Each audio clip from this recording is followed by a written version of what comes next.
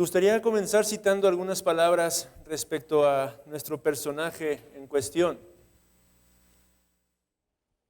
Se dice que el rey Carlos II de Inglaterra le preguntó en una ocasión al puritano John Owen por qué iba con tanta frecuencia a escuchar la predicación de John Bunyan. A lo que John Owen le respondió que cambiaría gustosamente todo su conocimiento por la habilidad de predicar a Cristo que poseía el calderero de Bedford. John Owen, amados hermanos, aquellos que no lo conocen, es considerado el príncipe de los puritanos y escribió una gran cantidad de obras teológicas. Tenía un conocimiento muy preciso y profundo acerca de las verdades que se encuentran contenidas en las Sagradas Escrituras, pero este hombre se deleitaba escuchando predicar al sencillo calderero de Bedford, al punto de que pudo expresar esta clase de cosas. Él cambiaría gustosamente todo su conocimiento por esa clase de habilidad de presentar a Cristo y a este crucificado.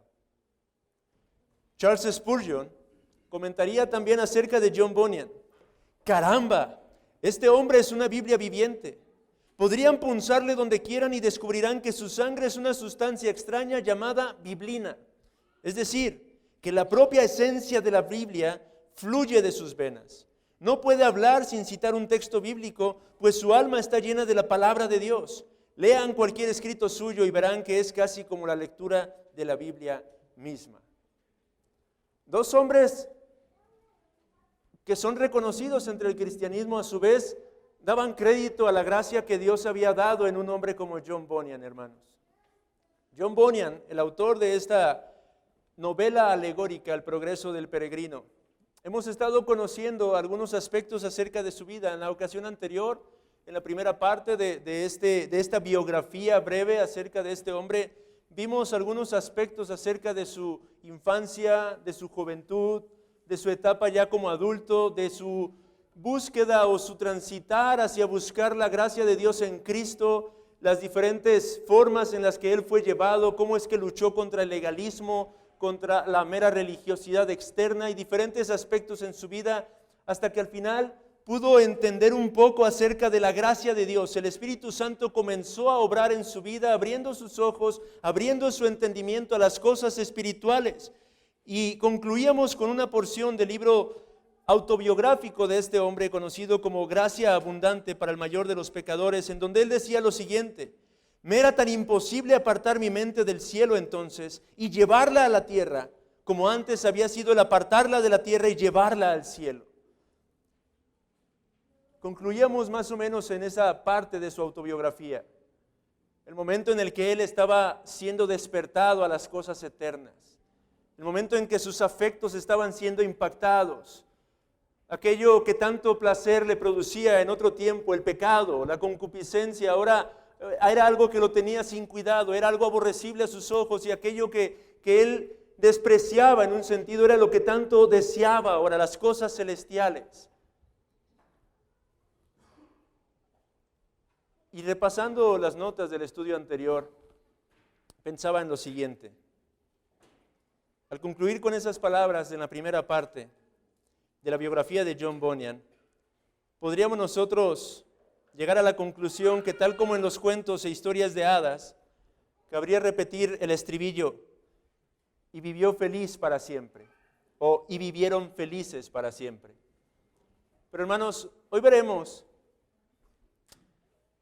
que lo cierto es que una vez que este hombre llegó a comprender la obra de Cristo en la cruz y experimentar el despertar a la vida espiritual, las luchas y adversidades apenas comenzarían para su vida, para su propia alma.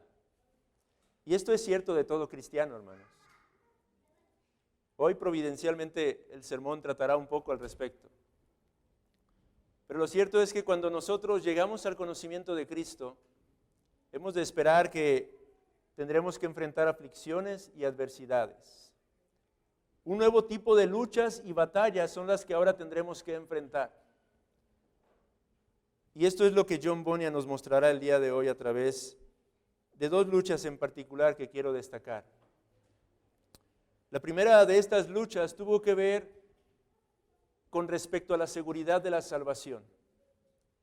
Si usted lee la obra autobiográfica de Gracia Abundante para el Mayor de los Pecadores, incluso si usted no ha experimentado tantas luchas como las que experimentó John Bunyan, tal vez podría llegar a desesperar de la gran cantidad de ocasiones en las que este hombre caía en dudas, caía en incertidumbre, de pronto se animaba, se alentaba, llegaba a ser fortalecido, tenía convicción de lo que Cristo había hecho en su corazón, pero pasaba unos días tan solo y otra vez estaba dudando, cuestionando la obra del Espíritu Santo en su vida, y una y otra vez él narra cómo es que esto era un ir y venir, una alta y baja en su vida espiritual, hermanos. Pero hoy quiero tomar un poco acerca de estas luchas con el propósito de que quiera el Señor obrar en aquellos que se encuentran en un estado similar al que experimentó un hombre como John Bunyan, y ciertamente un estado similar al que muchos seguramente de nosotros hemos enfrentado, nos hemos encontrado. Dice, cito del libro de Gracia Abundante, algunas veces, dice John Bunyan, ponía en duda que yo tuviera fe en absoluto, pero no quería llegar a la conclusión de que no tenía ninguna, porque si lo hacía sería echado para siempre de la presencia de Dios. Él comienza a narrar esta clase de contienda que experimentó en su alma. Y hay un evento en particular que yo quiero usar para meditar en esta contienda que él tuvo que librar. Él describe en este mismo libro una especie de visión que llegó a tener, un sueño. Y quiero leer literalmente cómo lo describe él. Fue para este tiempo, refiriéndose a este tiempo de lucha en el que se encontraba dudando constantemente de la seguridad de la salvación, si tenía fe, si no tenía fe, en su mente constantemente estaba con esa especie de experiencia. Fue para este tiempo que tuve una especie de visión del maravilloso estado de felicidad en que se hallaba aquella gente humilde de Bedford. ¿Recuerdan ustedes a quién nos referimos? Aquellos en quienes finalmente llegó a encontrar la doctrina bíblica del Evangelio, un grupo de cristianos sencillos, humildes, pero que amaban y se deleitaban en Cristo. Y él dice que los vio en un estado de felicidad a estos hermanos. Me pareció entonces como si ellos estuvieran en el lado de la solana de una alta montaña, solazándose en un sol radiante, mientras que yo me hallaba en la umbría, tiritando por el viento helado, la nieve y las nubes que me rodeaban. Me pareció como si hubiera entre ellos y yo un alto muro que nos separara. Cuánto quería ir yo al otro lado del muro para poder gozarme también del calor del sol como lo hacían ellos. Él tiene esta especie de visión o sueño. Y ve a este grupo de cristianos en una montaña disfrutando de un sol que era cálido. Y él los ve a lo lejos y ve una muralla separándolos, a ellos de él. Y él deseaba estar con ellos. Pero del otro lado de la muralla había frío, había lluvia, había nieve. Todo era sombrío. Y continúa diciendo, una y otra vez procuré cruzar a través de este muro, pero durante mucho tiempo no pude descubrir ninguna abertura, hasta que por fin hallé una pequeña puerta.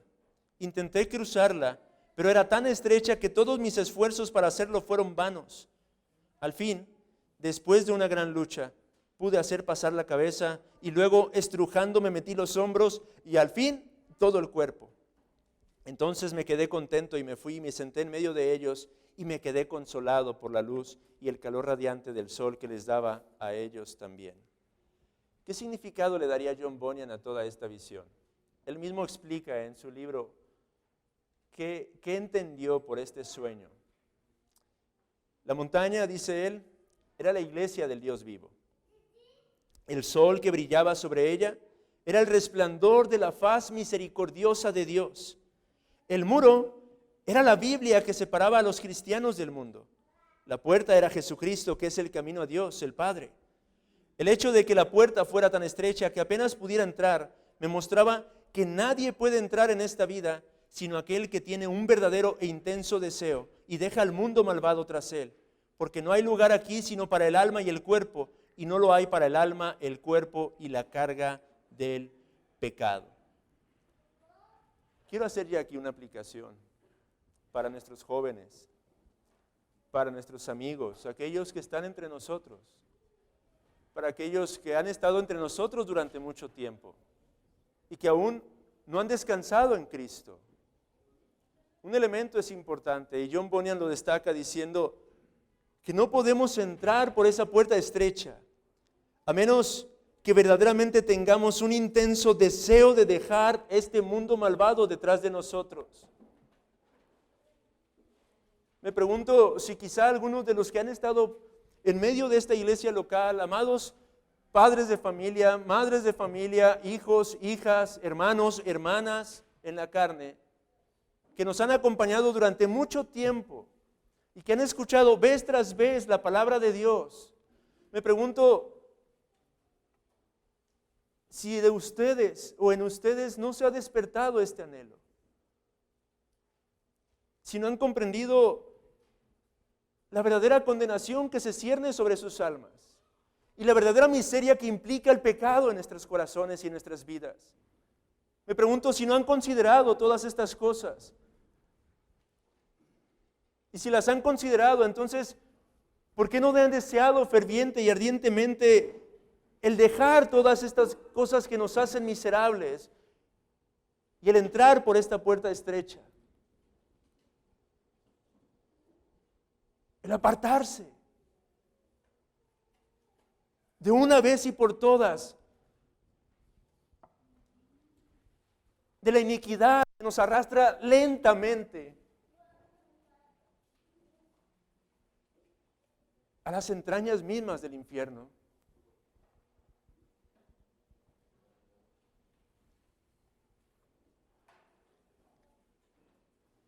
A la luz de esta experiencia que John Bunyan experimentó, valga la redundancia, una duda surgió en su corazón. Y quizá tú, amigo, que estás entre nosotros, jóvenes, puedan identificarse con esto. Porque John Bunyan deseaba ardientemente entrar por esa puerta estrecha. Pero unas dudas surgen en su corazón que le impedían. Y esta duda surge a través de leer un texto en la carta a los Romanos. Podemos ir brevemente a la carta a los Romanos, capítulo 9.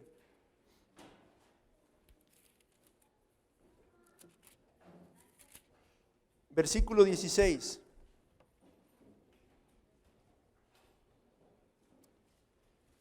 Él leyó esta porción de las Sagradas Escrituras que dice así: así que no depende del que quiere ni del que corre, sino de Dios que tiene misericordia.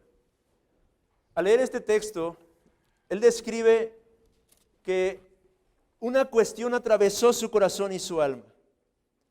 Claramente él dice, el pasaje nos dice que la salvación no depende de nosotros, pero depende de Dios. La obra de la salvación es una obra enteramente de Dios, dice John Bunyan. Por lo tanto, una duda se empezó a aglutinar en mis pensamientos. ¿Me hallaba yo entre los elegidos?, se preguntó él.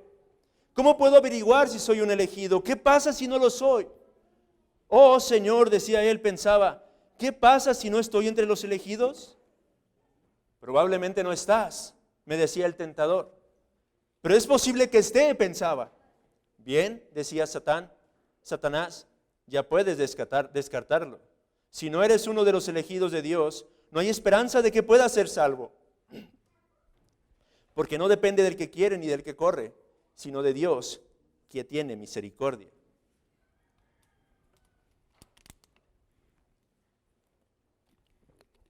Esta duda comenzó a golparse en el corazón y en la mente de John Bunyan. Amigo, ¿es esta duda también una que está en tu corazón o en tu mente? Jóvenes, quizá ustedes ya han entendido la miseria que el pecado trae sobre sus vidas y desean realmente ingresar por esa puerta estrecha, pero quizá han escuchado esta preciosa doctrina acerca de la predestinación y han pensado como John Bunyan pensaba: ¿qué pasa si no soy un escogido? ¿Qué de mí? Y quizás Satanás también te ha susurrado al oído diciéndote, probablemente no estás. Una segunda duda surgió después de esto también en el corazón de John Bunyan. Dice él, el tentador agravó mi turbación diciéndome que esta buena gente de Bedford eran ya convertidos, que ellos eran los únicos a quienes Dios había salvado en esta parte, porque estos habían recibido la bendición antes que yo llegara. De manera que él se preguntó, en primer lugar, ¿cómo sé si estoy entre los elegidos? Y en segundo lugar, ¿cómo sé que el día de la gracia no ha pasado ya? Dos cuestiones que se agolparon en su corazón. Me sentía aplastado, dice él, por la idea de los largos años que había pasado en el pecado y a menudo gritaba, oh, si hubiera escuchado antes, si me hubiera entregado a Dios hace 7 años. Estas dos cuestiones, hermanos, son más frecuentes de lo que nos gustaría. Es la realidad.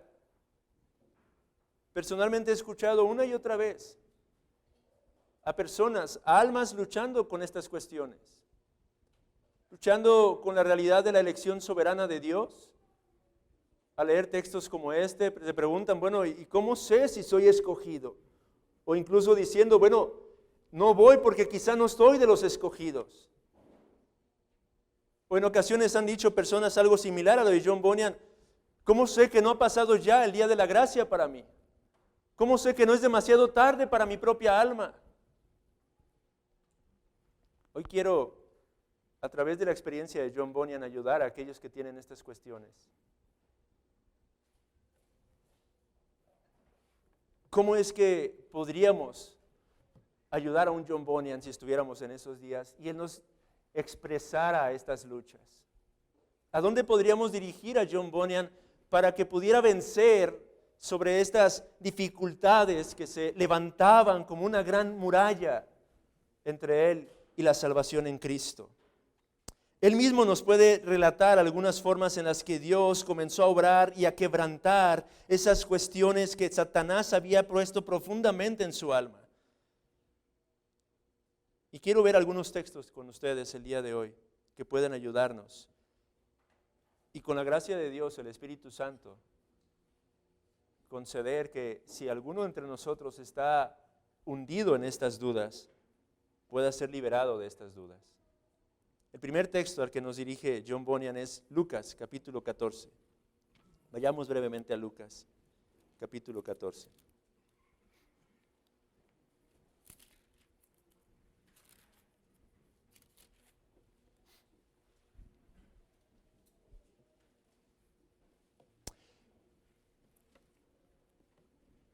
Versículos 22 y 23.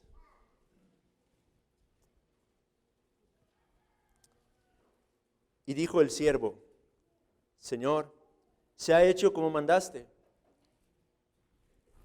y aún hay lugar. Dijo el Señor al siervo, ve por los caminos y por los vallados, y fuérzalos a entrar para que se llene mi casa. Estas palabras, dice John Bunyan, particularmente, aún hay lugar, eran tan dulces para mí porque verdaderamente pensé que el Señor Jesús estaba pensando en mí cuando lo dijo y que Él sabía que llegaría el tiempo en que estaría lleno de miedo de que no hubiera lugar para mí en su reino. Y así dijo esta palabra y la dejó registrada para que yo pudiera hallarla y recibir ayuda de ella en contra de esta vil tentación. Amigo, lo mismo puedo decirte el día de hoy a través de estas palabras. John Bunyan no estaba equivocado. Si tú estás escuchando el día de hoy, leyendo junto conmigo este pasaje, este texto de las Sagradas Escrituras, bien puedes pensar exactamente lo mismo que pensó John Bunyan. Aún hay lugar.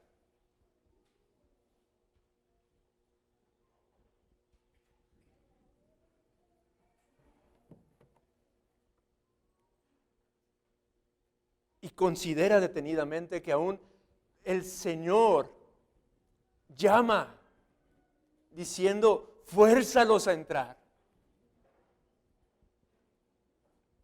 ¿No son estas palabras de aliento? ¿No revelan que en la voluntad del Señor todavía hay espacio para los perdidos? Amigo que estás entre nosotros, ¿no te revela hoy el Espíritu Santo por medio de este texto esta realidad? Quebrantemos esas dudas, quebrantemos esas cuestiones el día de hoy. ¿Estás temiendo que no haya lugar para ti, que ha pasado el día de la gracia para tu alma? ¿Estás dudando si quizás serás uno de los elegidos? Pues escucha hoy al Espíritu Santo diciendo, aún hay lugar. Y más aún, fuérzalos a entrar.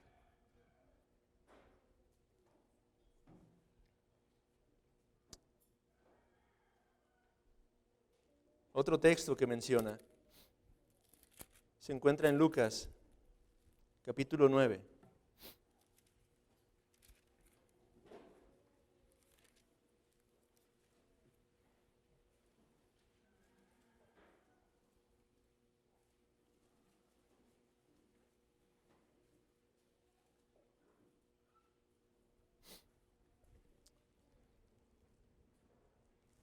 Versículo 59 y 60. Y dijo a otro, sígueme. Él le dijo, Señor, déjame que primero vaya y entierre a mi padre. Jesús le dijo, deja que los muertos entierren a sus muertos. Y tú ve y anuncia el reino de Dios. Dice John Bunyan, ahora leía estas palabras y cómo me gustaría que Jesús me dijera esto a mí. Sígueme. Dice, oh, si tan solo yo hubiera estado ahí para escuchar este llamado, prontamente hubiera ido en pos de Él. Pues amigo, lo cierto es que no tendríamos que estar en estos días, sino que la palabra sigue siendo vigente para nosotros y Cristo sigue llamándonos, diciéndonos, sígueme. Él sigue diciéndote hoy en día, sígueme, venid en pos de mí.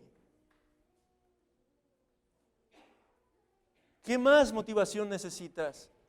Es Cristo mismo, el Rey de Reyes, Señor de Señores, el Rey de la Gloria, el Creador de todo el cosmos, quien te llama a ti el día de hoy a seguirle, a ir en pos de Él. Él decía, anhelaba convertirme a Jesucristo y podía ver que el convertirme me pondría en un estado tan glorioso que no podría nunca más estar contento sin participar en Él. Si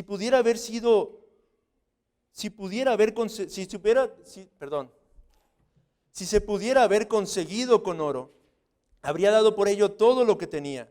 Y si hubiera tenido todo el mundo, habría dado 10,000 veces el mundo para poder tenerlo, para que mi alma pudiera ser convertida. Ahora, él no pone ningún texto aquí, pero cuando leía esto, venía un texto a mi mente. Y está en Isaías 55:1.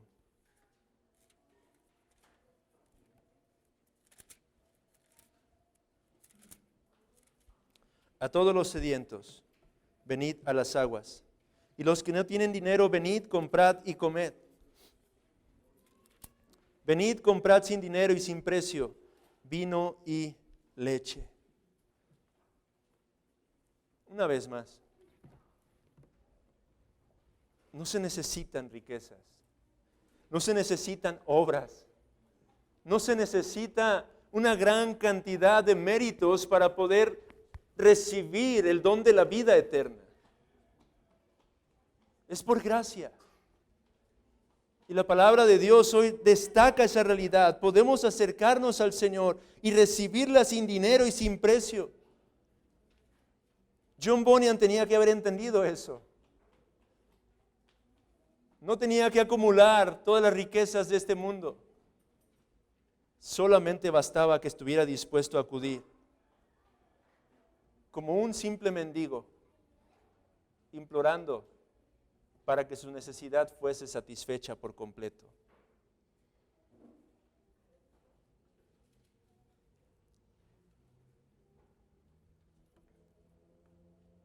Uno más. Otra excusa se comenzó a golpear en su mente y corazón. Y él dice, pero había nacido en el pecado y la contaminación. Esta era mi gran desgracia y aflicción. Me sentía más despreciable a mis propios ojos que un sapo. Y tenía la impresión que lo mismo podía decirse a los ojos de Dios. Otra excusa que se culpaba en su corazón es, bueno, es que soy tan miserable, soy tan pecador, he hecho tantas cosas tan aborrecibles. Bueno, yo le contestaría con las palabras del propio apóstol Pablo, en 1 de Timoteo, capítulo 1.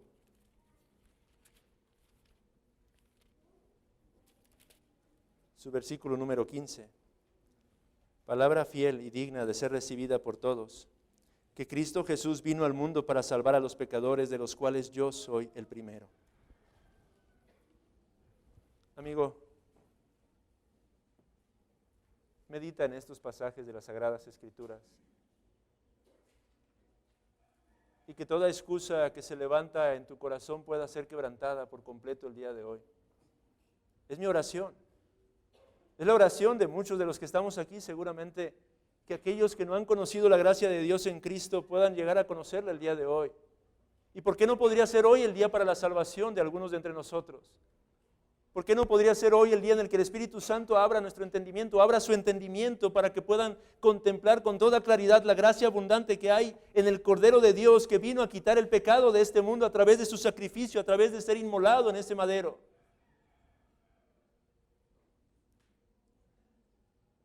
El texto que trajo mucho deleite al corazón de John Bunyan no fue ninguno de estos. Finalmente dice, llegó la hora de solaz y consolación, en el que un sermón sobre un versículo del Cantar de los Cantares vino a mi alma.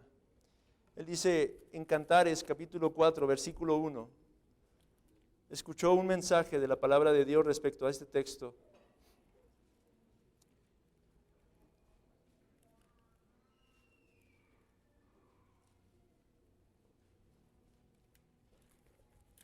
Que dice, he aquí que tú eres hermosa, amiga mía, he aquí que tú eres hermosa, tus ojos entre tus guedejas como de paloma, tus cabellos como manada de cabras que se recuestan en las laderas de Galaad. Cuán hermosa eres, amiga mía, qué hermosa eres, son las palabras que pone John Bunyan. De este texto el predicador sacó las siguientes conclusiones. La primera, que la iglesia y por tanto toda alma salvada es el objeto del amor de Cristo. Eso es una realidad, amados hermanos. La iglesia, es el objeto del amor de nuestro Señor Jesucristo. Número 2, el amor de Cristo no necesita ninguna causa externa. Él nos ama simplemente porque ha decidido amarnos, no por algo que tengamos en nosotros mismos. En tercer lugar, dice John Bunyan, el predicador dijo, el amor de Cristo ha sido aborrecido por el mundo. Lo cierto es que es el mundo quien aborrece el glorioso, profundo, maravilloso y dulce amor de nuestro Señor Jesucristo. Pero a partir del punto 4, dice John Bunyan, es cuando el Espíritu Santo vino a traer una especie de bálsamo a mi corazón. Porque el punto 4 del predicador fue, el amor de Cristo continúa cuando aquellos a quienes ama están bajo tentación y aparente destrucción. Y esa es una realidad, hermanos. Lo cierto es que Cristo nos ama perfectamente, aun cuando nosotros estamos en medio de la lucha contra el pecado. Aun cuando a veces estamos en la lucha contra las tentaciones. Finalmente, el amor de Cristo permanece hasta el fin. Fue solo cuando llegó al cuarto punto que yo obtuve algo del sermón. Dijo el predicador que el alma salvada sigue siendo el amor de Cristo, aun cuando esté tentada y desolada, y así la pobre alma tentada necesita solo recordar estas palabras. Oh, amor mío.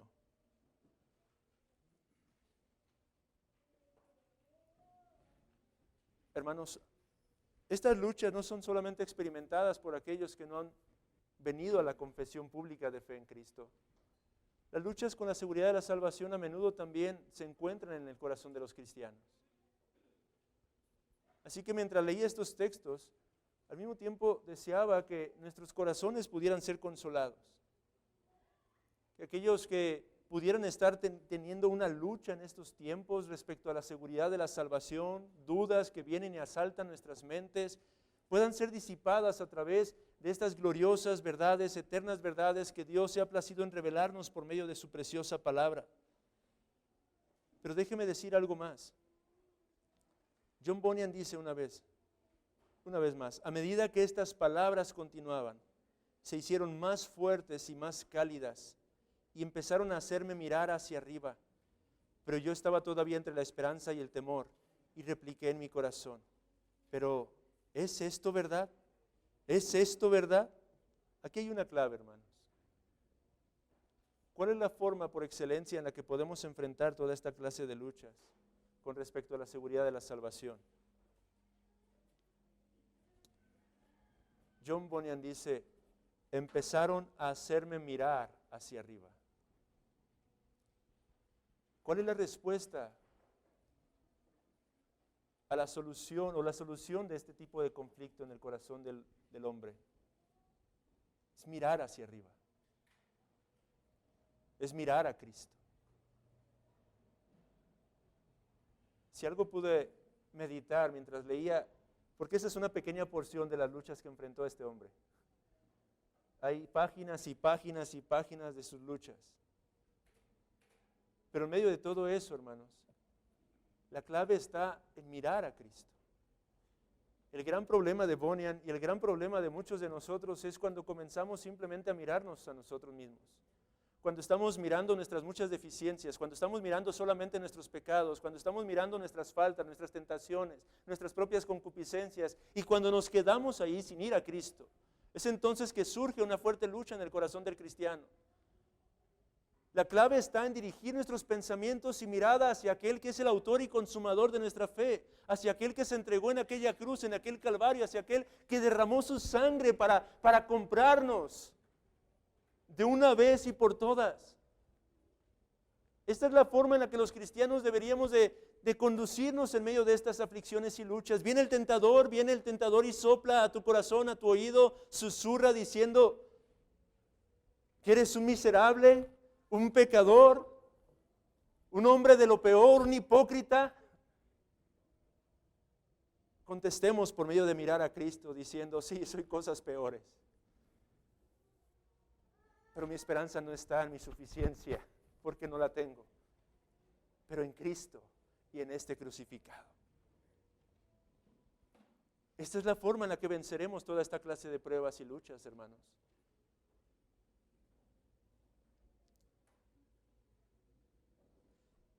Solamente menciono brevemente otra lucha.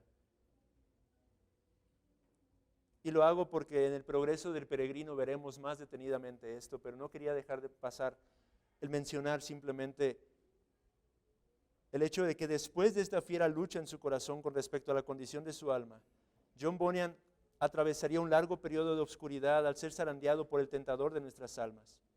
Esta lucha, él nos relata, se derivó de haber cedido ante la tentación de negar a Cristo en su corazón.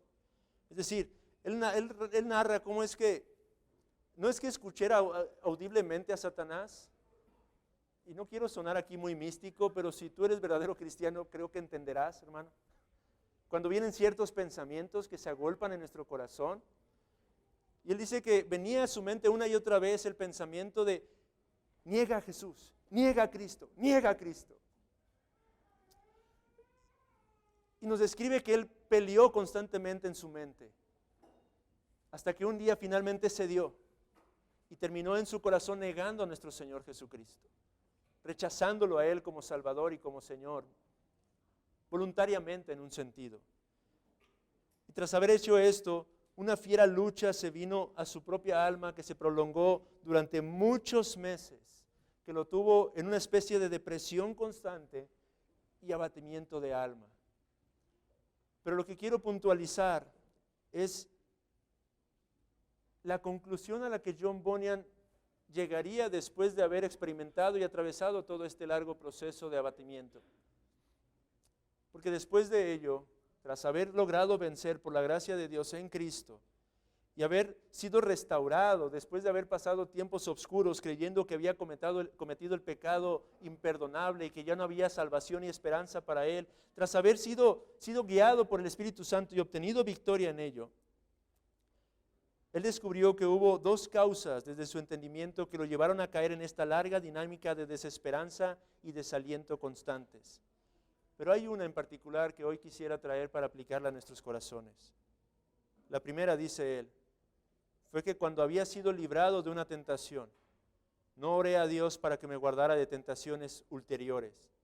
Oré mucho antes que la prueba se apoderara de mí, pero solo oré para que me fueran quitadas las tribulaciones en que me encontraba y para hacer nuevos descubrimientos de su amor en Cristo, lo cual vi luego que no era hacer bastante. Tenía que haber orado también para que Dios me preservara del mal que estaba delante de mí.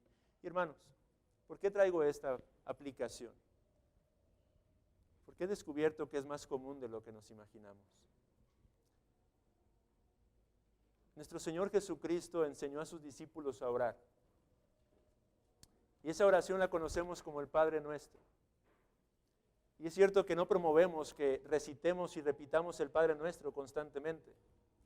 Pero el Padre Nuestro ha sido utilizado por la iglesia cristiana como un modelo de oración para que nosotros podamos ser dirigidos respecto de qué deberíamos pedir ante el Padre. ¿Qué clase de cosas deberíamos de presentar ante Él?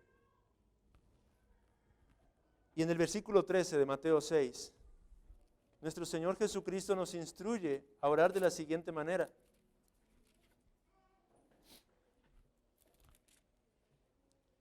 Y no nos metas en tentación, mas líbranos del mal, porque tuyo es el reino y el poder y la gloria por todos los siglos. Amén. Amado hermano, ¿cómo estás orando al Señor?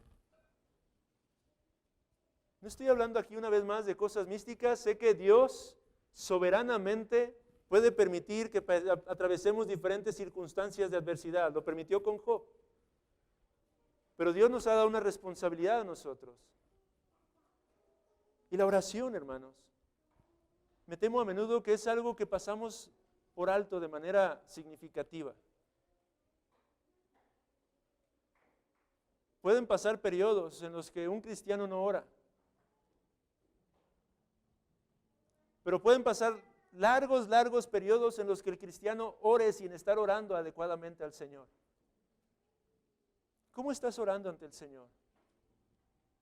¿Estás buscando el rostro de Dios, entendiendo tu debilidad, suplicando que Él te fortalezca, que Él te guarde de la tentación, que Él te libre, no del mal? El texto aquí está traducido como el mal, pero lo correcto es traducirlo como el maligno. Habla de Satanás. Estamos orando todos los días pidiendo al Señor de su protección, de su gracia. Te levantas todas las mañanas para rogar al Señor con sinceridad, confesando tu debilidad, reconociendo que eres fácilmente tentado, puedes ser fácilmente arrastrado hacia tus propias concupiscencias, implorando al Señor que por la obra de su Espíritu Santo te guarde y te proteja y te sostenga en tu día. Estás clamando ante el Señor el no ser blanco fácil de Satanás y sus dardos de fuego que constantemente está lanzando en contra del pueblo de nuestro Señor. Qué importante lección es la que aprendió John Bunyan y qué importante es que nosotros la podamos tomar y aplicar en nuestras propias vidas, hermanos. Que el Señor nos dé gracia para que podamos crecer en nuestro entendimiento de cuán dependientes somos de la obra de Dios en nuestro día a día. Nada podéis hacer separados de mí, dijo el Señor Jesucristo. Y creo que es mucho más literal de lo que a veces entendemos esas palabras. Fuera de su obra de gracia, hermanos, somos débiles e incompetentes. ¿Estás atravesando tentaciones o pruebas en este periodo de tu vida, hermano? Medita. No si no estás orando lo suficiente ahora, pero medita si no es porque no estuviste orando lo suficiente antes de este periodo. Y arrepiéntete de ello y busca la gracia de Dios.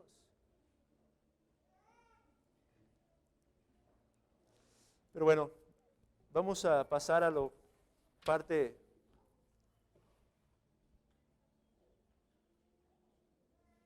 de su ministerio. John Bunyan, a través de todas estas experiencias, hermanos, estaría siendo capacitado y preparado para cumplir el gran ministerio que él llevó a cabo.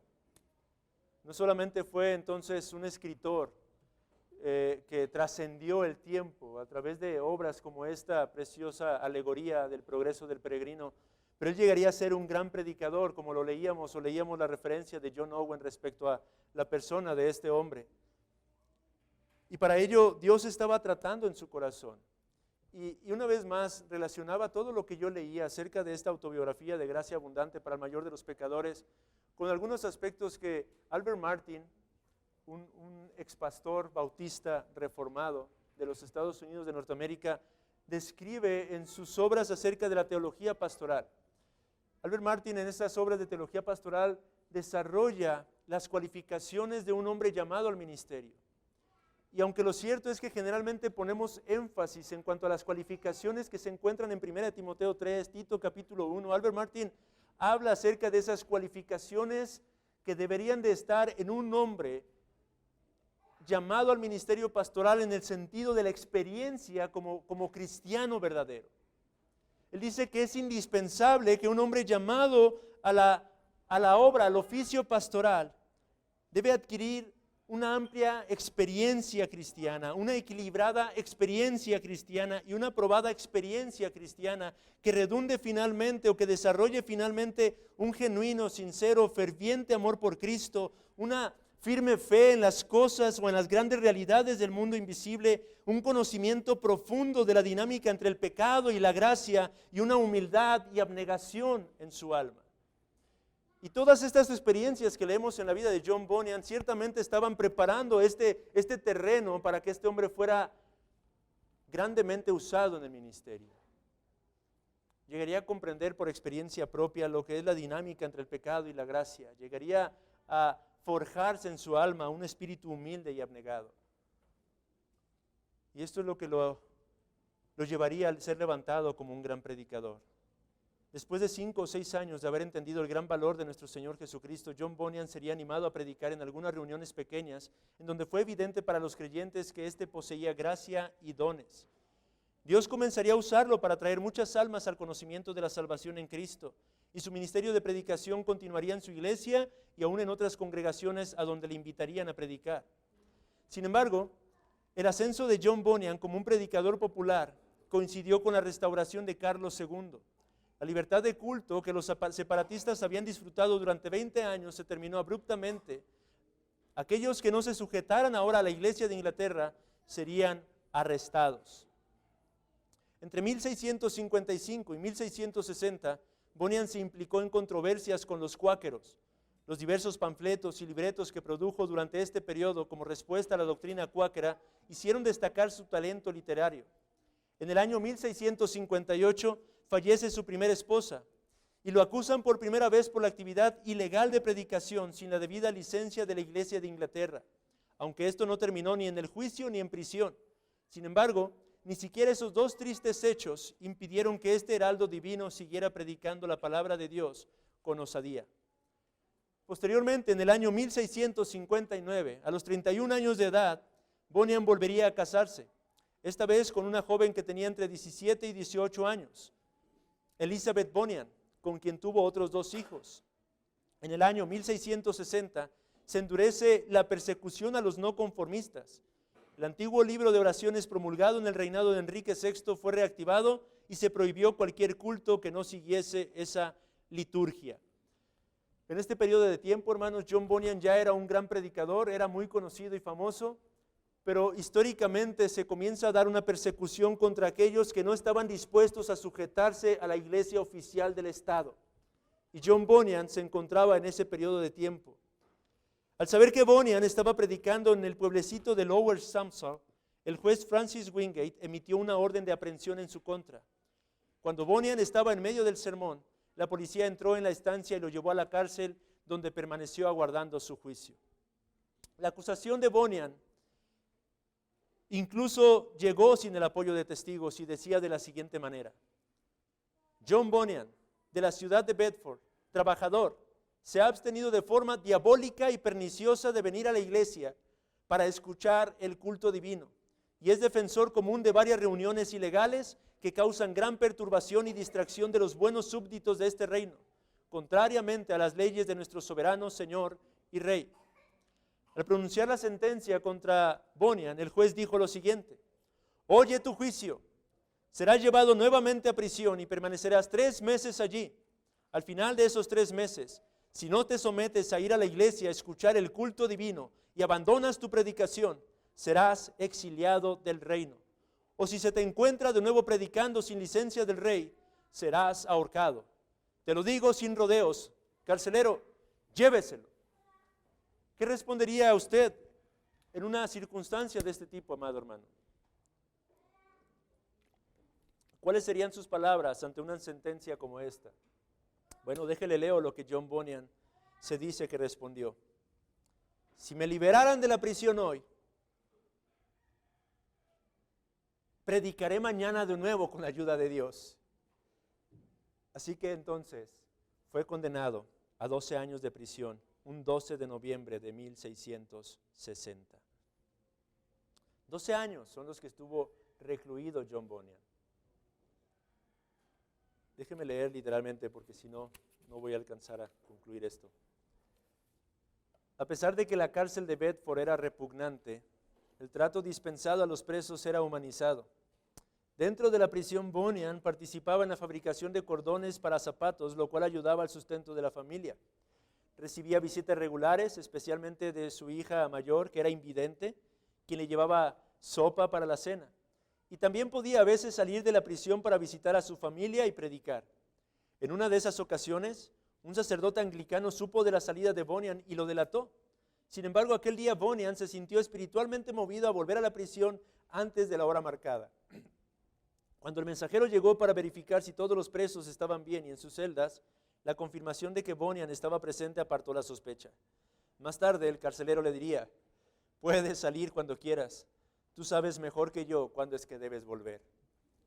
Otra libertad que también se le concedió fue la de leer, estudiar y escribir. Durante ese tiempo en prisión, Bunyan escribió su autobiografía, de la que hemos tomado una gran cantidad de datos, Gracia Abundante, que se publicaría en 1666. Entre sus libros favoritos en esta fase de su vida estaba el libro de los mártires de John Fox. Esa fue la vida, el ministerio de John Bunyan, hermanos. Una reflexión solamente para ya llegar al final de su vida. Dios obra de maneras extrañas, ¿no es cierto, hermanos? Venía a mi mente una y otra vez aquel texto de Juan 13:7, cuando nuestro Señor Jesucristo se inclina para lavar los pies de sus apóstoles, de sus discípulos. Pedro se rehusaba a ser lavado. Y estas palabras se pueden aplicar en muchos contextos, cuando nuestro Señor le responde: lo que yo hago tú no lo comprendes ahora, pero lo comprenderás después. Hermanos, seguramente John Bunyan no comprendía qué estaba pasando en su vida, por qué estaba pasándole lo que le pasaba. Job no pudo comprender por qué la aflicción.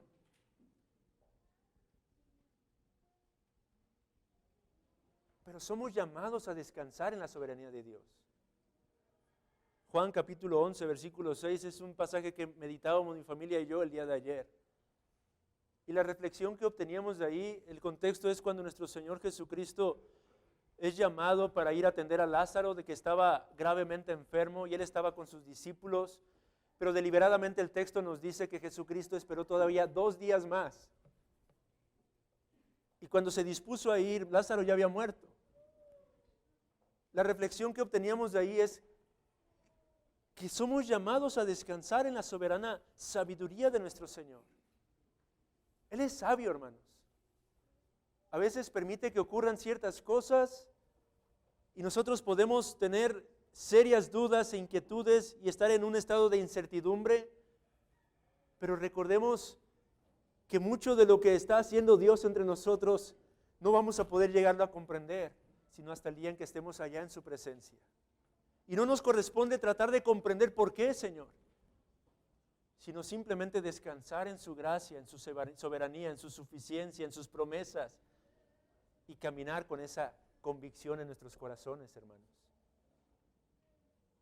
Puede que en nuestros días se venga persecución, no lo sabemos, hermanos. Y si viene, descansemos en la soberanía de Dios. Sé que suena, o es fácil decirlo, y será difícil vivirlo. Pero confiemos en que Dios dará la gracia necesaria y suficiente, sea cual sea las circunstancias o adversidades a través de las cuales tengamos que atravesar. Dios usó ese tiempo en la cárcel, periodos seguramente prolongados en los que solamente leía y escudriñaba las Escrituras, además del libro que menciona de John Fox, Los Mártires. Seguramente ahí pasó tiempos de comunión profunda con su Señor, que lo llevarían a entender de una manera distinta la experiencia de la vida cristiana. y que redundaría en una obra tan preciosa que puede edificar nuestras almas muchos años después, como lo es el progreso del peregrino, hermanos. Su liberación tuvo lugar en 1672, cuando el rey Carlos II emitió la declaración de indulgencia. Se le dio autorización para predicar en la región de Bedfordshire con otros 25 ministros. Se lo llegó a conocer como el obispo Bonian, dando a entender que sería líder entre todos ellos. El edificio de la iglesia de St. John, donde antes del encarcelamiento Bonian asistía y predicaba, había sido devuelto a la iglesia anglicana y ahora la congregación se reunía en un granero. La fama de Bonian se extendió, incluso se le invitaba a predicar en Londres, donde según un registro en una mañana de mucho frío, 1,200 personas se reunieron para escucharlo. Fue un tiempo de descanso y prosperidad para este probado siervo de Dios. A pesar de ello, en 1675 cambió la actitud del gobierno hacia los puritanos y se revocaron muchas licencias para predicar, entre ellas la de Bonian. En marzo de 1676, tras otra orden de prisión, John Bonian regresó a la cárcel, donde permaneció en esta ocasión solo 6 meses. Tradicionalmente se dice, a falta de relatos históricos precisos, que esta sería la ocasión cuando él escribió su obra más notable, El progreso del peregrino. Él escribió otras obras notables, obras como La vida y muerte del Señor Malo, La guerra santa, La peregrina, que es la continuación del progreso del peregrino. Pero lleguemos finalmente a su muerte, hermanos. Gastado por los sufrimientos, la edad y las enseñanzas, se acercó el día de su muerte para soltar de la prisión a su alma. Sucedió que un vecino de Mr. Bonian, un joven, se hallaba bajo el desagrado de su padre y había oído que su padre tenía la intención de desheredarle. Y pidió al señor Bonian que hablara con su padre y él, siempre deseoso de hacer algún bien a otros, fue. Cabalgó hasta Reading, en Berkshire, y allí usó argumentos convincentes contra la ira y la pasión y en favor del amor y la reconciliación, y así el padre fue ablandado y deseó ver a su hijo. Pero cuando el señor Bonian hubo terminado su tarea y regresaba a Londres, fue alcanzado por una recia lluvia y llegó a su alojamiento muy mojado. Al poco se puso enfermo con una fiebre violenta. Lo llevó todo con mucha paciencia y dijo que no deseaba otra cosa que estar con Cristo y que este suceso sería para él una gran ganancia. Vio que se moría y puso en orden su mente y los asuntos, también como pudo en vista de lo corto del tiempo y la violencia de su enfermedad. Entregó su alma a las manos de su misericordioso Redentor, siguiendo al peregrino desde la ciudad de destrucción a la Nueva Jerusalén, porque había estado ya allí en sus visiones y deseos. Y así, después de 10 años de enfermedad, murió en la casa de un tal señor Straddock, un tendero en la Estrella, en Snow Hill, en la parroquia de St. Sepulchres, Londres, el 12 de agosto de 1678, a la edad de 60 años. Fue enterrado en un cementerio nuevo, cerca de los terrenos de la artillería. Allí descansa ahora su cuerpo hasta la mañana de la resurrección, cuando habrá un glorioso despertar a la gloria y a la felicidad, donde no habrá más tribulaciones ni más penas para él, y todas sus lágrimas serán enjugadas. Allí los justos pasarán a ser miembros de Cristo, su cabeza, y reinarán con él como reyes y sacerdotes para siempre jamás. Tuve que correr, hermanos, se me fue muy rápido el tiempo, pero no quería sacar otra parte más de la biografía de Bonian. Pero quedémonos con esto, hermanos. Al final John Bonian reconoció y confesó ser un peregrino más en esta vida. ¿Cuál es tu esperanza? ¿Cuál es nuestra esperanza? ¿Es nuestra esperanza Cristo? Podemos decir junto con el apóstol Pablo, para mí el vivir es Cristo y el morir es mi ganancia. John Bonian nos confronta a través de su vida. Nos confronta con su paciencia o la forma en la que sufrió pacientemente la persecución y las diferentes adversidades. Y la forma en la que, siendo un humilde calderero de Bedford, que apenas se aprendió a leer y escribir, fue poderosamente usado por Dios para gloria y alabanza de su nombre. Que esto pueda animarnos a nosotros, hermanos, para que nos dispongamos en ser instrumentos útiles en las manos del Señor, hasta el día en que Él se complazca en llamarnos, al igual que a John Bonian, a su gloriosa y santa presencia.